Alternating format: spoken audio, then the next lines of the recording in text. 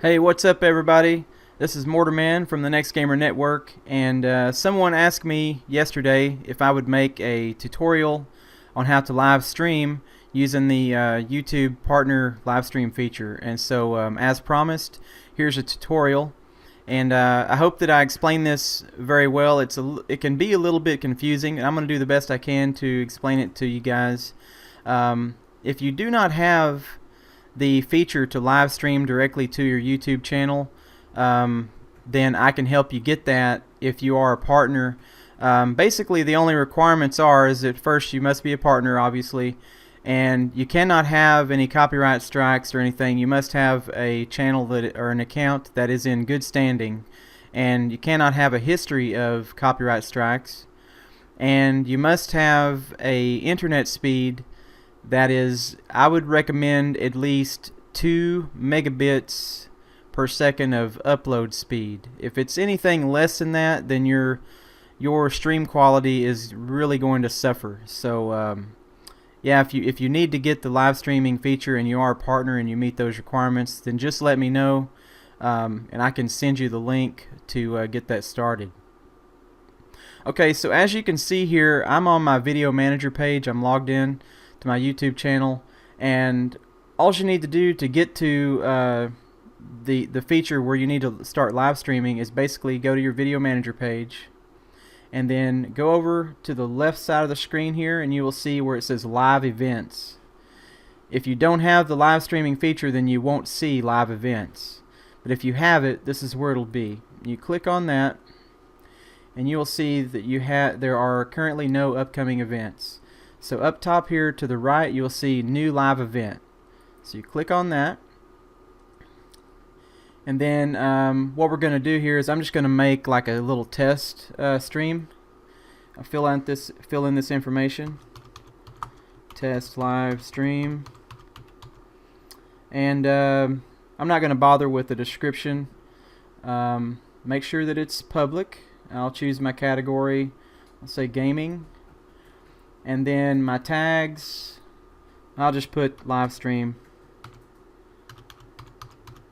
You can have preset live streams. Or preset tags. I usually have a text document set aside with all my tags. I just copy and paste them.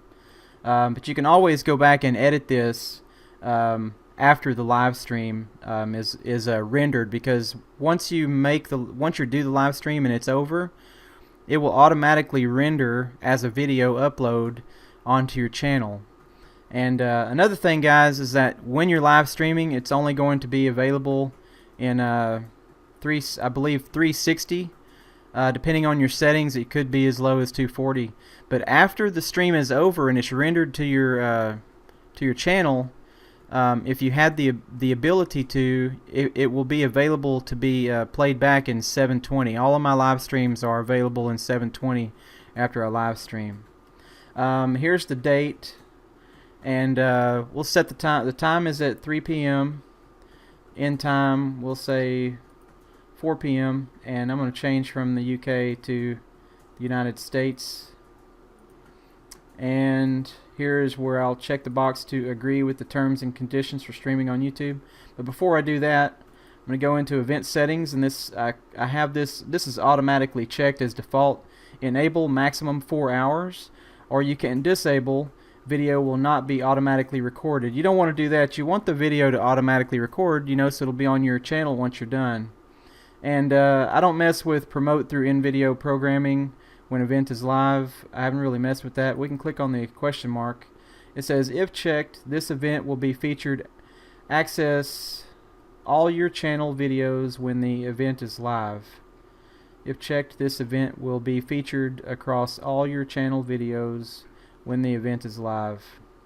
I'm not really sure what that does, guys. I haven't never messed with it before.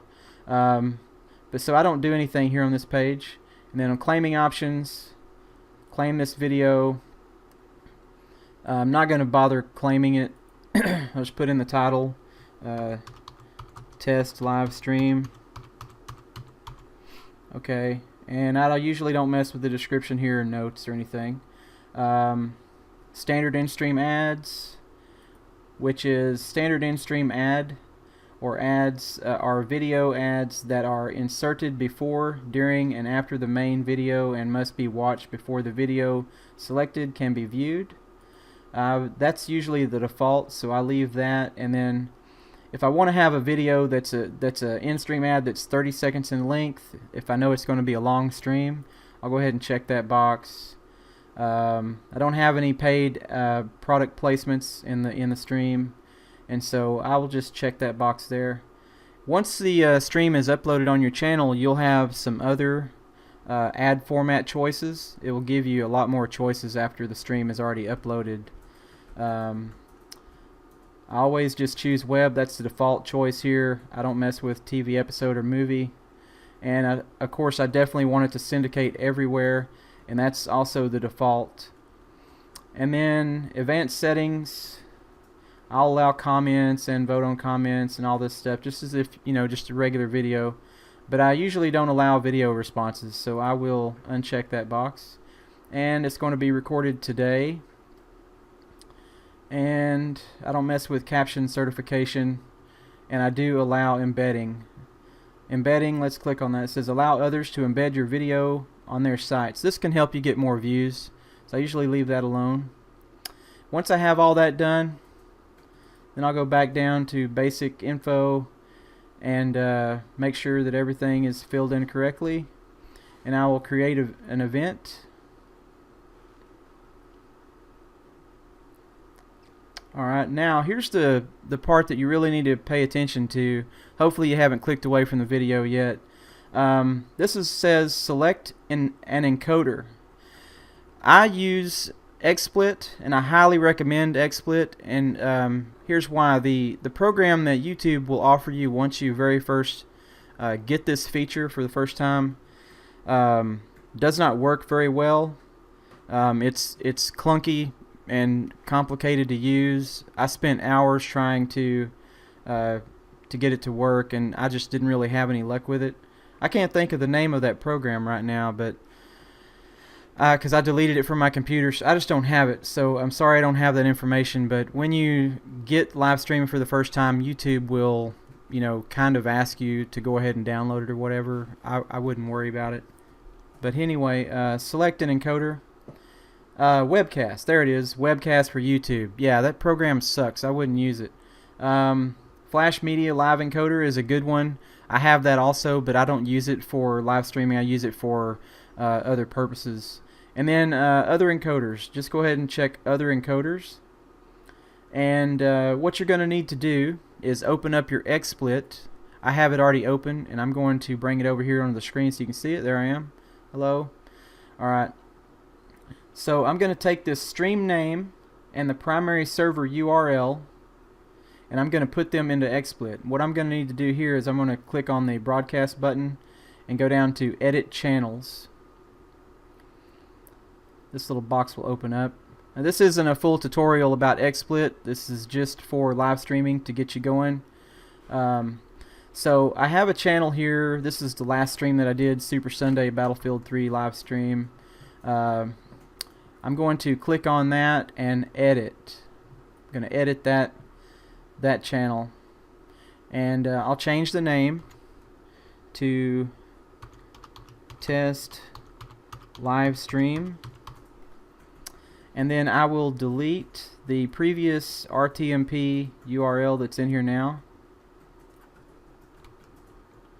Oh, didn't delete.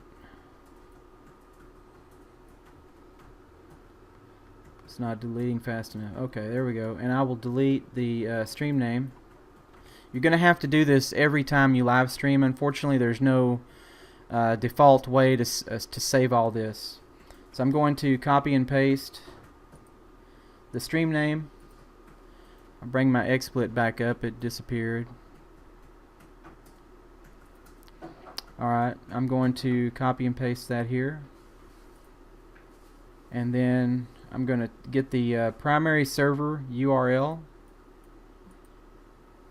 copy that, bring my XSplit back over, and put that right here.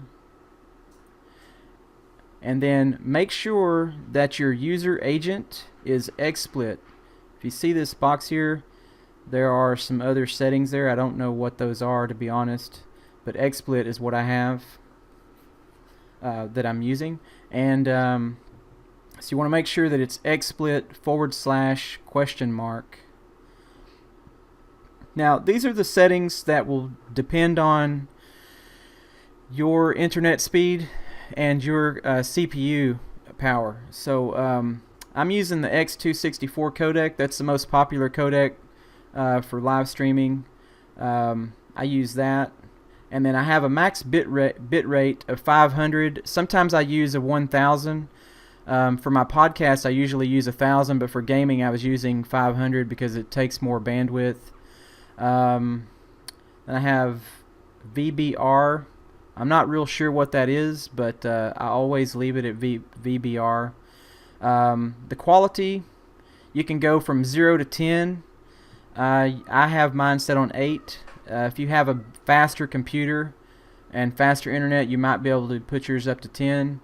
And then the keyframe interval at specs, I have it at 2, and I have very fast. Now, when you're setting up XSplit for the first time and you go to all your settings and everything, you can go through these and set them up, and they'll pretty much stay the same all the time. But as you can see here, I have quality at 8, max keyframe interval 2.0, that's 2 seconds, and then encoder preset very fast. Here are the choices, and it will tell you, my computer is kind of blinking, but it will tell you slow is for very high compression, very high CPU, medium, fast. These are basically for really fast computers.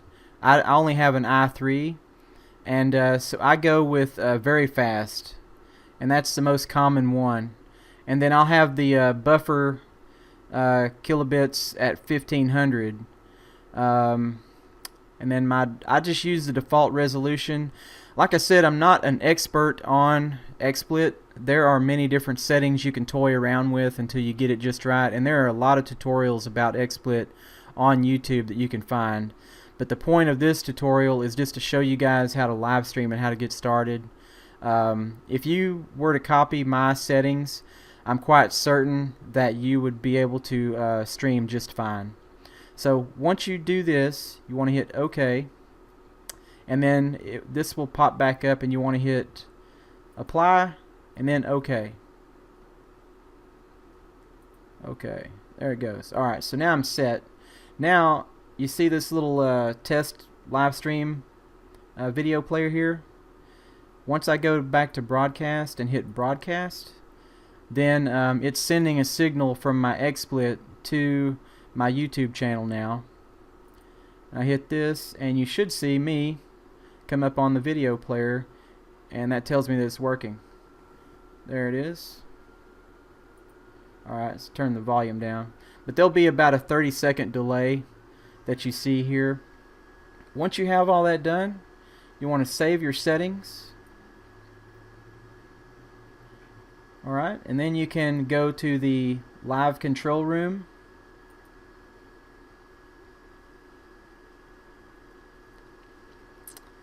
And I'm ready to stream. All I have to do is hit start streaming. And once I do that, here, I'll go ahead and do it, and then I'll stop the stream. Are you sure you want to start streaming the live event? Okay. Now I am in good stream health, and I am streaming right now. I'm going to stop the stream because no one's going to want to watch that anyway. So stop streaming, and that's it. And you'll get your some data, how many playbacks you had, average view duration, and so on down here. This is the public view. While you're streaming, you can hit play here. You can see your stream, and you can see the comments. Now you can't reply to the comments while they're in this box, but you can see them come through. But I suggest watching your stream from your video watch page or on your channel. When I stream, I usually go ahead and set the featured video on my channel to the live stream, so if anyone just happens to go to the channel, they can just see the live stream right there automatically.